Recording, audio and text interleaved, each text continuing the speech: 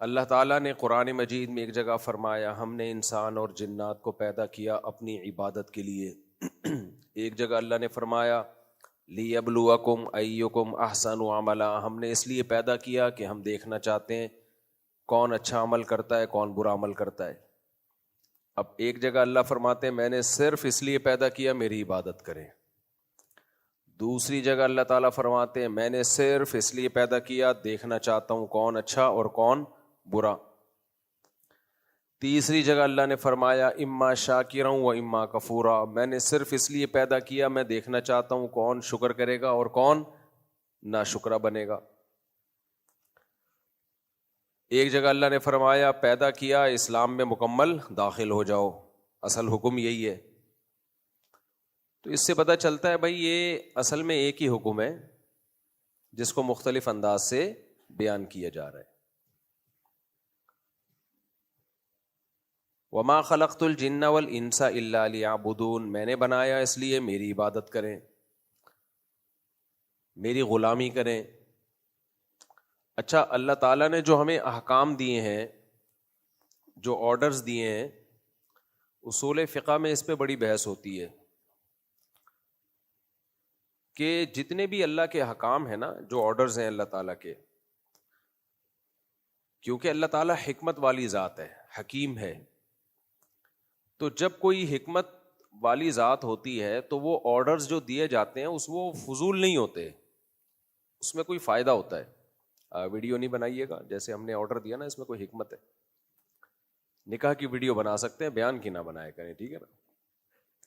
تو جتنے بھی اللہ تعالیٰ نے آرڈرز ہمیں دیے ہیں ان میں کوئی نہ کوئی حکمت چھپی ہوئی ہے. آپ کو پتہ ہے یونائٹڈ نیشن نے بھی جب قانون سازی کی ہے مختلف ملکوں کے لیے تو ان کے پیش نظر بھی کوئی حکمتیں کیا خیال ہوتی ہیں کہ نہیں ہوتی. یعنی ان کا دعویٰ یہ ہوتا ہے کہ ہم یہ جو قانون بنا رہے ہیں یہ انسانیت کے بھلے کے لیے، اور کچھ بیسک اصول ہوتے ہیں جن اصولوں کو سامنے رکھ کر احکام بنائے جاتے ہیں، قانون بنایا جاتا ہے.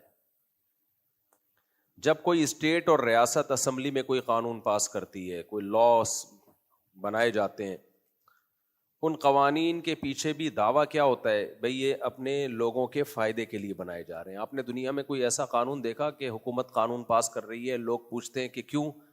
گورنمنٹ کا یہ لوگوں کو بیڑا غرق کرنے کے لیے ہو رہا ہے، یہ ہم قانون پاس کر رہے ہیں تاکہ لوگوں کا بیڑا بولو غرق ہو.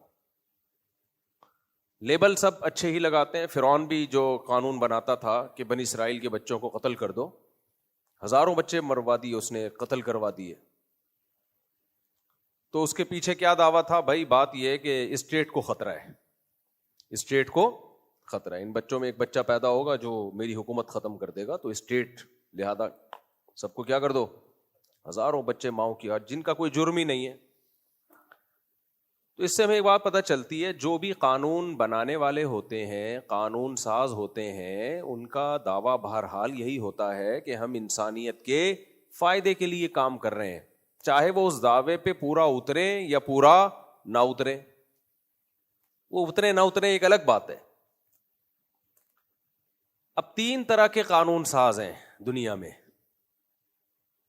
جو قانون بناتے ہیں. نمبر 1 ظالم لوگ، جو دعویٰ تو یہ کرتے ہیں کہ ہم انسانیت کی بھلائی کے لیے قانون بنا رہے ہیں، لیکن اصل میں انسانیت کی بھلائی پیش نظر نہیں ہوتی، مقصد چند لوگوں کا مفاد ہوتا ہے. جیسے فرعون کے ہاں قانون تھا بنی اسرائیل کے ہاں کوئی بچہ پیدا ہوگا ماں کی گود سے چھین کے اس کو ذبح کر دیا جائے گا. یذبح ابناءہم، لڑکا پیدا ہو، اگر لڑکی پیدا ہو پھر نہیں، لڑکا جو پیدا ہوگا اس کو ماں کی گود سے چھین کے ذبح کر دیا جائے گا. لڑکوں کو کیوں قتل کیا جا رہا ہے، لڑکیوں کو کیوں قتل نہیں کیا جا رہا؟ اس لیے کہ ساری دنیا میں یہ بات مسلم ہے کہ طاقت مردوں کے پاس ہوتی ہے، خواتین ہمیشہ سے کمزور ہوتی ہیں. قیامت کی علامات میں سے ہے نا کہ ان تلد الامۃ ربتہا، باندی اپنے آقا کو جنے گی. یعنی ہوتا تو ہے کہ ماں حکومت کرتی ہے نا بیٹوں پہ، الٹا ہو جائے گا کہ بیٹے حکومت کریں گے ماں پہ. یعنی بیٹا پہلے پیدا ہوگا، باپ بعد میں پیدا ہوگا. آج کل گھروں کے سربراہ باپ نہیں رہے ہیں، گھروں کے سربراہ بیٹے ہیں. باپ بیٹے کا خیال کر رہا ہوتا ہے کہ کوئی ایسی بات نہ کہہ دوں جس سے میرے بیٹے پہ کی طبیعت پہ کوئی چیز گنا نہ گزر جائے. تو اس لیے باپ آج کل بعد میں پیدا ہو رہے ہیں, بیٹا پہلے پیدا ہو رہا ہے, الٹا ہو گیا سیٹ اپ. تو قیامت میں ہر چیز الٹی ہونا شروع ہو جائے گی, قرب قیامت میں, تبھی تو قیامت آئے گی. تو انہیں الٹی ہونے میں یہ بھی ہے کہ عورت کی سربراہی, عورت کمزور ہے لیکن سربراہ کون ہوگا؟ بولو, عورت. ہیومن رائٹس کے نام پہ خواتین کو بیوقوف بنایا جائے گا. رائٹس کے تو ہم بھی قائل ہیں بھائی, عورتوں کو حقوق ملنے چاہیے جو حقوق ہیں, لیکن رائٹس کے نام پہ ہو کیا رہا ہے؟ مردوں کے حقوق چھینے جا رہے ہیں. گھر کا سربراہ کس کو بنا دیا بھائی؟ خواتین کو. مردوں کا رو بھی ختم. اس سے مرد کا تو بیڑا غرق ہوگا, عورت کا بھی بیڑا غرق ہوگا, ہو رہا ہے. تو حالانکہ طاقتور کو سربراہ بننا چاہیے نا. کوئی حکومت کمزور ہو, مجھے ایک بات بتاؤ, وہ ملک چل سکتا ہے؟ کرپٹ حکومت ہو چل سکے گا, کمزور حکومت چاہے نیک بھی ہو پھر بھی نہیں چل سکتا. پوائنٹ ٹو بی نوٹڈ ہے, یہ یاد کر لیں. ٹاپک نہیں ہے لیکن ٹاپک سے میں دائیں بائیں قیام طعام کے لیے ہٹتا رہتا ہوں. کمزور حکومت ہو, نیک ہو, نہیں چلے گی. کیونکہ جب حاکم کے پاس پاور ہی نہیں ہے, وہ اپنی بات جب آرڈر دے تو منوا ہی نہیں سکتا, تو ملک میں بغاوتیں اور کوئی لا اینڈ آرڈر ہوگا ملک کے اندر؟ ہر شخص حاکم وقت کی بات کو لے کے ڈسکشن کرے گا, یہ آرڈر صحیح ہے غلط ہے, تو آرڈر تو گیا, صحیح ہے نا, آرڈر گیا تیل لینے. وہ ایک ٹک ٹاک پہ کسی نے کوئی چٹکلا بھیجا کہ وہ ماں اپنے بیٹے سے کہہ رہی ابا کہاں ہے؟ اس نے کہا ابو گئے تیل لینے. ماں نے غصہ آیا, تھپڑ لگایا, تجھے باپ کا احترام نہیں ہے. پتہ چلا وہ سرسوں کا تیل لینے گیا تھا بیچارہ, تیل لے کے آ رہا تھا. تو کہہ رہا میں بھید بھی تھوڑی کرتا, واقعی وہ تیل لینے گئے ہوئے تھے. خیر, کچھ فارغ لوگ ہیں جو ٹک ٹاک پہ یہی کام کر رہے ہیں بیٹھ کے, پتہ نہیں کہاں سے دماغ آتا ہے, چیزیں بنا رہے ہوتے ہیں بیٹھ کے. فراغت بھی اللہ کی نعمتوں میں سے ایک نعمت ہے, بشرطے کہ صحیح استعمال ہو جائے. خیر, تو ان تلد الامۃ ربتہا, باندی کیا جنے گی؟ اپنے آقا کو جنے گی. تو یہ ساری دنیا میں ہمیشہ سے ایک بات مسلم ہے کہ عورت کمزور ہے. یہ بات خواتین بھی مانتی ہیں, زبان سے اقرار نہیں کرتی. بھائی جب کمزور ہو تو حاکم طاقتور ہوتا ہے, کمزور کو حاکم بنائیں گے تو چلے گی نہیں اس کی, سوائے لڑائی جھگڑوں کے کچھ بھی حاصل نہیں ہوگا. جس گھر میں عورت کی حکومت ہے, مرد بیکار ہیں وہاں پہ, تو وہاں لڑائی جھگڑے ہوتے ہیں, وہاں کوئی فیصلہ ہی نہیں ہو پاتا. کیونکہ مرد کو اللہ نے طاقتور بنایا ہے تو اس کے دل میں احساس رہتا ہے کہ میں آدمی کس بات کا ہوں بھائی, میں اگر میری گھر میں چلنی نہیں ہے تو طلاقیں ہوں گی, گھر ٹوٹیں گے, بچے باغی ہوں گے. یہ ہو رہا ہے مارکیٹ میں.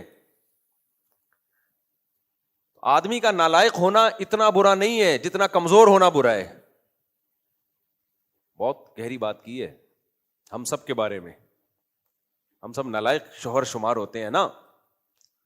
نالائق ہونا مرد کا یہ بھی برا ہے, اتنا برا نہیں ہے جتنا یہ زیادہ برا ہے کہ آدمی ہو اور گھر میں اس کی چلتی نہ ہو. اس سے گھر کا بیڑا غرق. نالائق ہو کے بھی کنٹرول ہوگا نا تو گھر چل جائے گا. لائق ہو اور کنٹرول نہ ہو, ایسے لائق کا کیا کرنا ہے بھائی. بہت نیک شوہروں کو جانتا ہوں, بیڑا ہی غرق کر دیا گھر کا انہوں نے. جی حضوری میں بیڑا کیا کر دیا؟ غرق کر دیا. ٹارزن نہیں بن جانا اب جا کے چنگیز خان کی طرح تلوار لے کے جا رہے, ارطغرل بن گئے. تو خیر, اور اللہ نے بعض خواتین کو بڑی عقل دی ہے. آج کل بعض خواتین اس بات کو سوشل میڈیا پہ اجاگر کر رہی ہیں کہ گھروں میں مردوں کا کنٹرول ہونا چاہیے. وہ عورت, لیکن وہ اللہ نے کھوپڑی دی ہے ان کو, وہ خود اس بات کو پروموٹ کر رہی ہیں کہ بھائی گھر میں کنٹرول کس کا ہونا چاہیے؟ آدمی کا. عورت ہو کے وہ کہہ رہی ہیں. اور میں بھی ایسی خواتین سے ملوں جو بڑی لبرل قسم کی خواتین سمجھی جاتی ہیں. بعض میٹنگز میں ملاقاتیں ہوئی جو بڑی ماڈرن خواتین سمجھی جاتی ہیں, وہ مجھے اپریشیٹ کر رہی تھی کہ یار یہ جو آپ بات کرتے ہو نا کہ گھر میں مرد کی حکومت ہونی چاہیے, 100% درست ہے. کہہ رہی ہیں جن گھروں میں مردوں کی حکومت نہ ہو, کنٹرول نہ ہو, ان گھروں کا بیڑا غرق ہوتا ہے. ہو رہا ہے یہ. خیر, ہم بھی یہاں بیٹھ کے باتیں کر رہے ہیں, گھر میں یہ بات یہاں بیٹھ کے آپ آپس میں سب کر سکتے ہیں ایسی باتیں. خیر